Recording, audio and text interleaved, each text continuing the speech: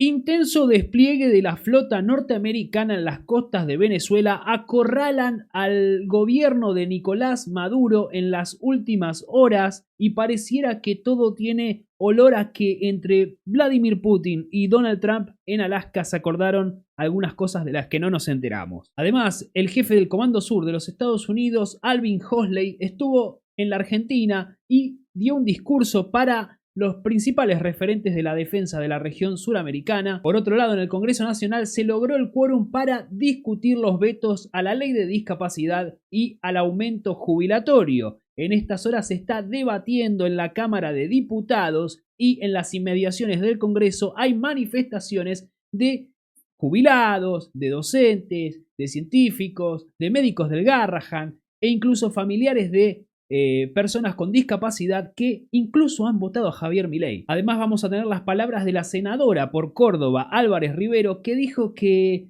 no se vio en ningún lado el derecho a la atención de la salud pública para niños y que lo del Garrahan debería suspenderse. Y por último, se descubrió en las últimas horas que la película de Guillermo Francella, Homo Argentum, recibió fondos del gobierno de la ciudad. Así que, amigos, quédense porque este programa está cargado de información y la vamos a ver toda ahora mismo.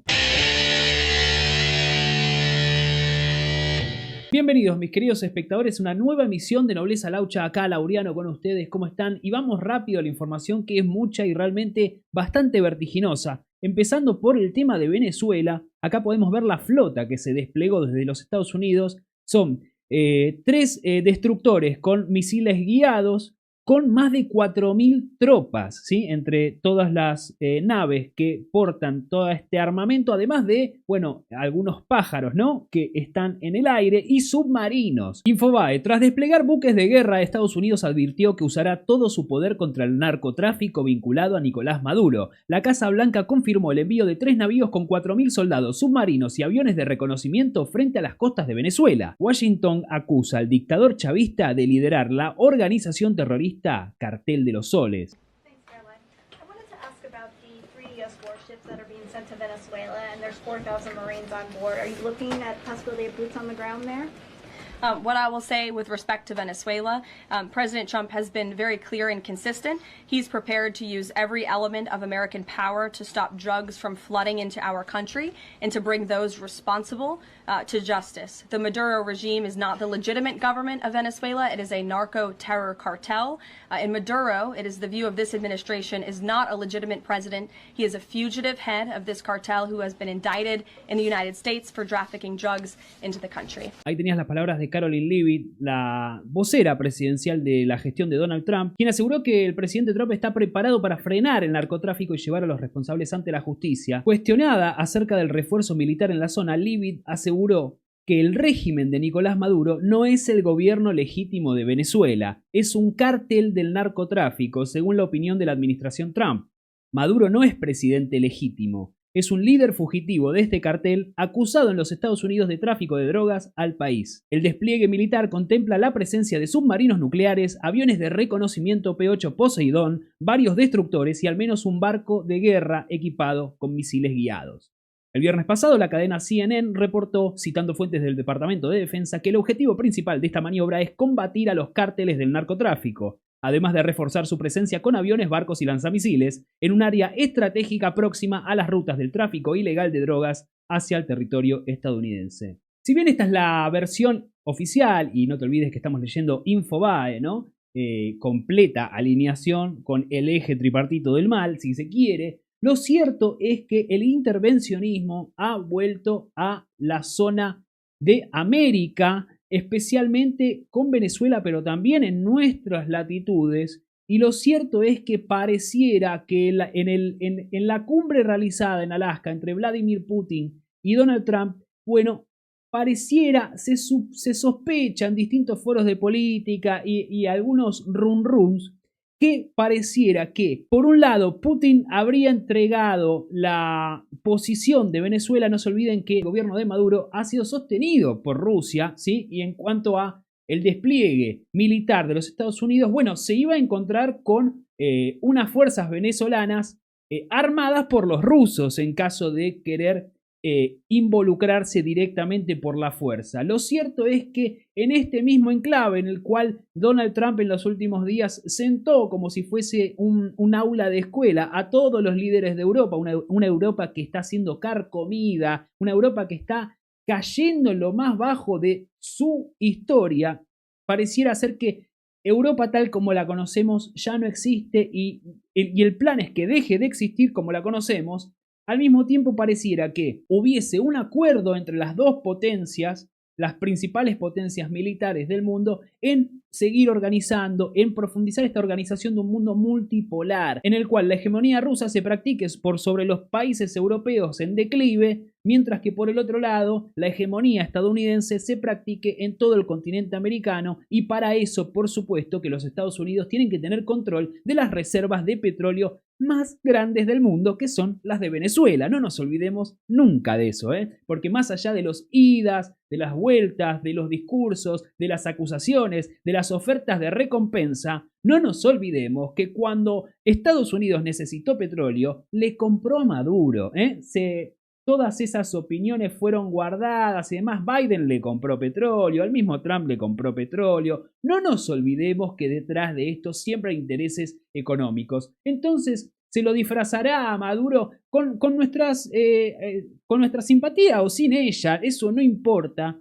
A Maduro se lo disfrazará de el villano que haga falta para poder intervenir en un acuerdo porque Venezuela probablemente no habría caído nunca si Rusia no le hubiese soltado la mano, y son muchos los memes que sugieren que Putin habría bloqueado, por decir metafóricamente, el WhatsApp de Maduro, que también se rumoreaba que parecía que podía estar en un avión a Cuba. Bueno, hay que seguir de cerca esta cuestión, pero lo cierto es que los Estados Unidos están practicando, están desplegando sus tropas, se están moviendo para afirmar una hegemonía que parecía venir con cierto declive, pero que después de esta especie de cumbre con la otra potencia militar que es Rusia, como si se fueran acomodando los casilleros para que la hegemonía de cada bloque sea reforzada y reivindicada. Por supuesto que los líderes de los países americanos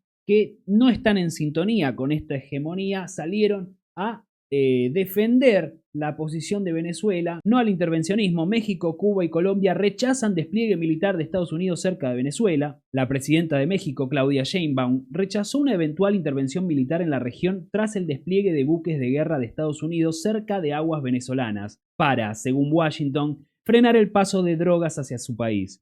En Colombia, el mandatario Gustavo Petro aseguró que, de llevarse a cabo una invasión, Estados Unidos convertiría al territorio venezolano en otra Siria.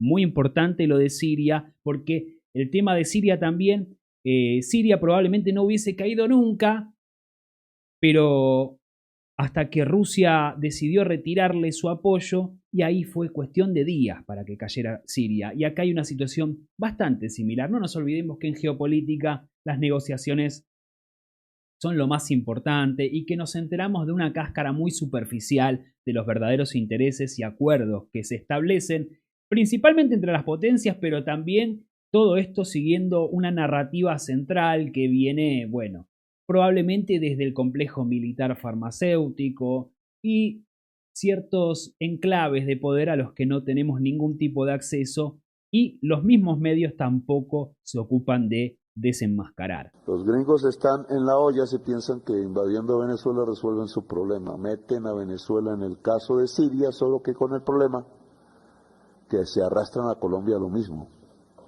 Porque irían estos grupos a apoderarse de las riquezas del subsuelo, minerales, y eso significa más economía para la muerte, no para la vida. Y continuando con el despliegue de la hegemonía norteamericana en el cono sur, vamos con el jefe del comando del Southcom, Alvin Hoxley, que decía lo siguiente: el Partido Comunista Chino busca exportar su modelo autoritario, advirtió el jefe del Comando Sur en Buenos Aires. El almirante Alvin Hoxley expresó su inquietud por el desembarco del régimen asiático en Latinoamérica. El jefe del Comando Sur norteamericano expresó que las organizaciones criminales perpetúan un ciclo de violencia y corrupción que amenaza la seguridad ciudadana y la integridad de la democracia. Fíjate cómo se van alineando los discursos entre un cono y lo que está pasando en Venezuela. Fíjate que la narrativa es troncal para esto y es ni más ni menos que la excusa para desplegar las tropas. Y la excusa, no te olvides, está lleno de documentales de cómo la misma central de inteligencia norteamericana se encarga de la distribución de lo mismo que acusan a los demás de ingresar al país por vías ilegales. Bueno, es la misma CIA la que se ha ocupado en gran medida de la distribución de eso mismo que denuncian, pero la narrativa es esta, ¿sí? Entonces, siempre es win-win para ellos. Controlar una población que podría ser disidente para que las neuronas y los brazos no sean útiles para oponerse al régimen norteamericano, ¿sí? Porque si vamos a hablar de regímenes autoritarios, bueno, fíjense lo que está pasando en los Estados Unidos. Parece una especie de espejito rebotín que se hacen, porque si China es autoritario, bueno, amigos, en el país en el que te ponen unas esposas mientras estás haciendo las compras y te separan de tu bebé para mandarte de una patada a otro país, incluso teniendo los papeles en regla, bueno, ¿qué será el régimen autoritario de China? No lo sé, porque ahí yo lo que veo es mucha clase media que está accediendo a bienestar y, no sé, fíjate vos, decime vos en los comentarios qué opinás. Además, el militar advirtió que al mismo tiempo el Partido Comunista Chino continúa su metódica incursión en la región y busca exportar su modelo autoritario, extraer recursos valiosos y establecer infraestructura de posible uso dual. Parece que estuvieran hablando de sí mismos, ¿no? Es como, es un déjà vu escucharlos decir de otros exactamente su modus operandi. Yo realmente la caradurez de esta gente, pero bueno, somos así, somos esto. Acá lo tenés a Alvin Halsey, que además en el logo que hicieron para este encuentro, incorporaron las Islas Malvinas como parte del Southcom. A ver, vamos a buscarlo. Acá tenés el logo. Fíjate que incorporaron a las Malvinas ahí en el loguito. Y muchos salieron entusiasmadísimos. Mirá, los americanos reconocieron nuestra soberanía. Yo no entiendo que sea esto. Yo entiendo que acá, como podés ver, o sea, la cumbre se realiza en la Argentina, obviamente, entonces tenés bandera argentina, estadounidense, pero después está como toda la región acá ejemplificada. Incluso tenés la bandera de Venezuela. Así que acá lo que me parece que están graficando es América. No creo que no le están atribuyendo soberanía a nadie sobre las islas. Simplemente la están incorporando porque, a ver, no nos olvidemos que, mal que nos pese, las Malvinas hoy son una base de la OTAN.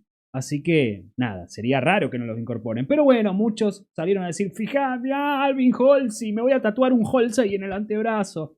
Me parece que no es para tanto.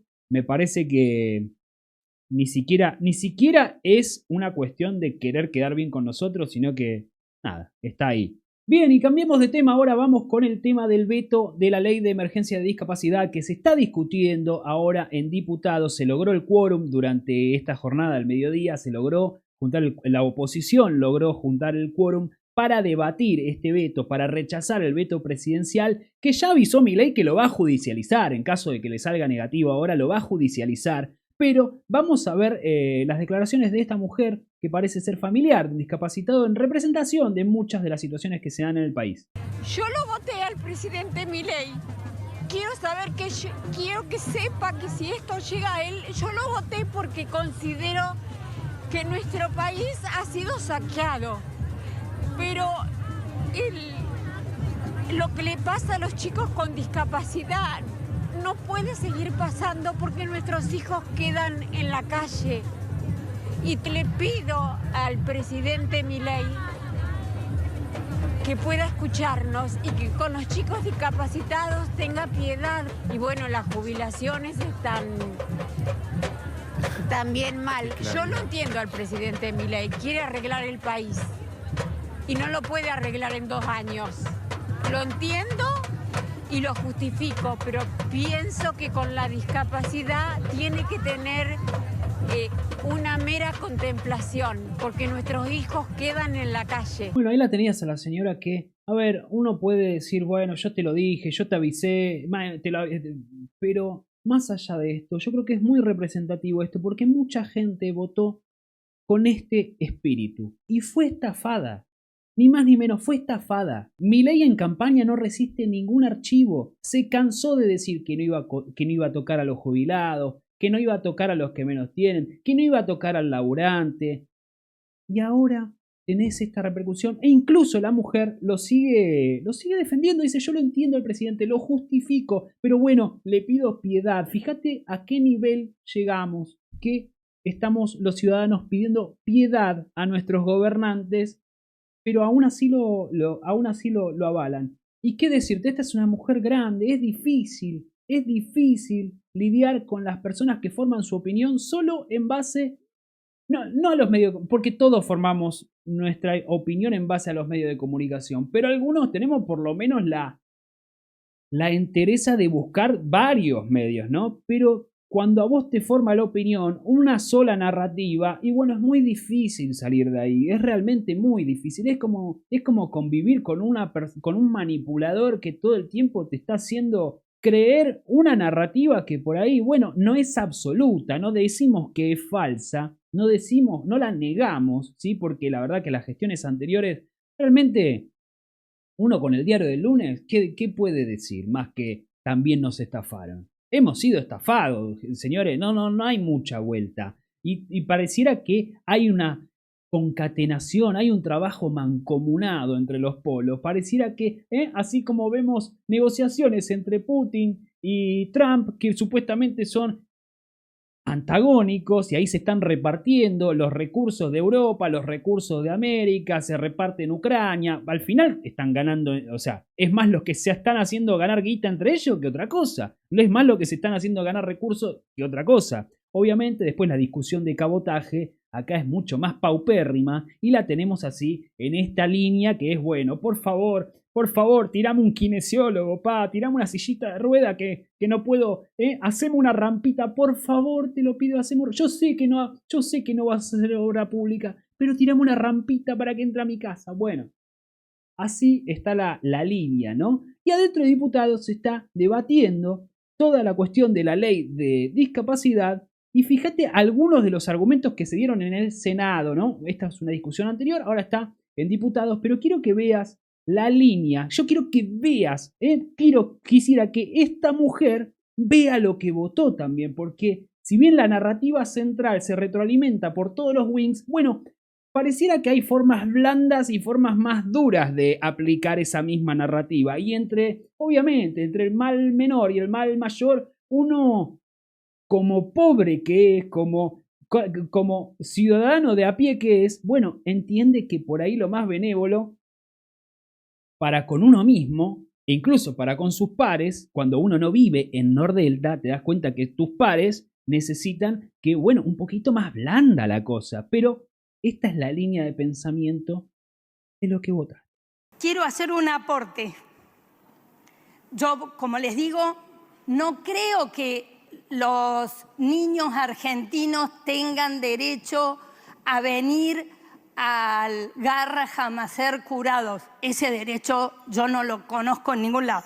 Lo que más me molesta de la intervención de esta senadora es que arranca diciendo, quiero hacer un aporte, y dice lo que dice, o sea, ¿cómo puedes considerar eso un aporte? Primero, para empezar, ¿no? Y eso de que no sé en dónde está el derecho a que vengan los infantes argentinos a curarse. Fíjate que encima usó la palabra curarse, porque es clave eso, porque cuántas personas han sido curadas, a cuánta gente se le salvó, a cuántos niños se les salvó la vida en el Garrahan. Dice, ese derecho que yo sepa no existe. Claro, cuando vos tenés acceso a toda la que es la medicina paga, bueno, entenderás que, bueno, qué sé yo, por ahí no usaste el Garrahan. Ahora, si tu pibe llega a tener un caso congénito, un caso medio complicado, desde las mismas clínicas privadas que vos gatillás con tu super sueldo de senador de 9 palos, bueno, te lo van a derivar al Garrahan y probablemente le salven la vida. Y ahí vas a decir,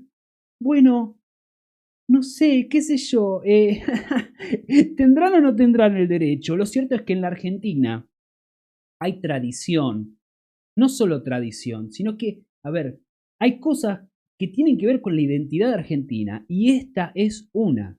Esta es una. Y cada vez que dicen el país en el que nos queremos convertir, para convertirnos en ese país que queremos ser, tenemos que dejar todas nuestras cosas, tenemos que dejar todas nuestras cosas buenas de lado también.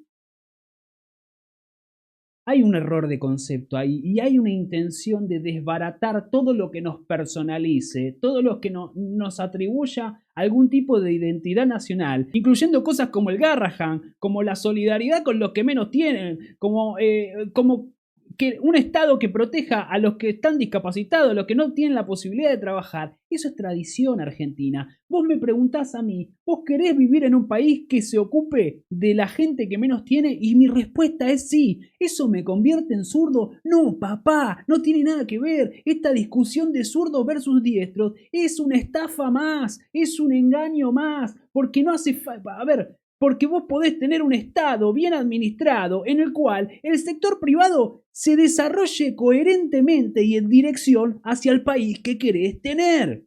Y ese país que querés tener tiene que poder ser solidario con los recursos que le sobren, con los recursos que genere el mismo Estado empresario desde una tercera posición que siempre abogamos desde acá. Un Estado que permita el desarrollo del capital privado, pero que no permita la concentración tan bochornosa de los recursos que tenemos acá, con un país con tantas diferencias. No es tan difícil, no es imposible. No es imposible, pero acá te quieren hacer creer que sí y te viven confundiendo, porque esta misma persona que te dice que quiere hacer un aporte y dice que no vio en ningún lado que los niños tengan derecho a la salud, véase la Constitución Nacional, si no, señora senadora, no sé si la tiene por ahí, pero es la misma persona que después viene y te defiende las dos vidas, ¿no? Es provida, nosotros somos provida. Entonces, ¿para qué la querés salvar la vida? ¿Para que después no pueda acceder a la salud? ¿Para que después quede con una malformación congénita? ¿Con un problema del corazón? O sea, no. Que nazca. Después que se arregle. Ustedes saben que mi posición en cuanto a este tema tiene sus sentimientos encontrados. Yo no estoy a favor.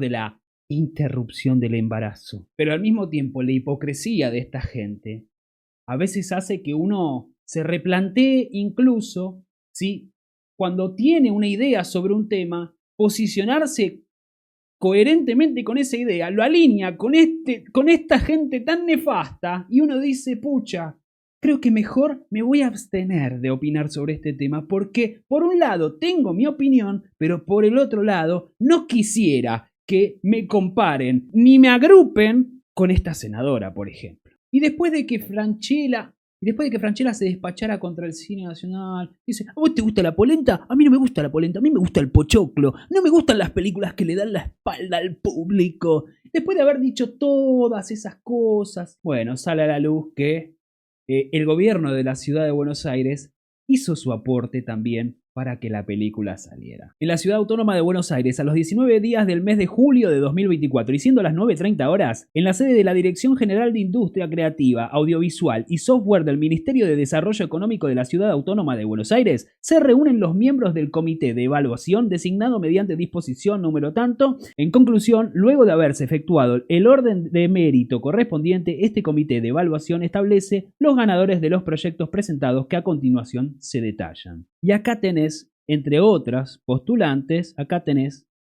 Pampa Films, que es la productora de Homo Argentum, acá tenés nombre del proyecto, Homo Argentum, a quien se le entregaron 150 millones de pesos. Así que acordate cuando estés aplaudiendo a un líder de opinión diciendo las cosas tan suelto de lenguas, acordate siempre de ir aunque sea un pasito más y ver si lo que está diciendo se puede corroborar con los papelitos, porque de acá somos todos muy vivos, somos todos muy sueltos, pero a la hora de los bifes están todos en la misma.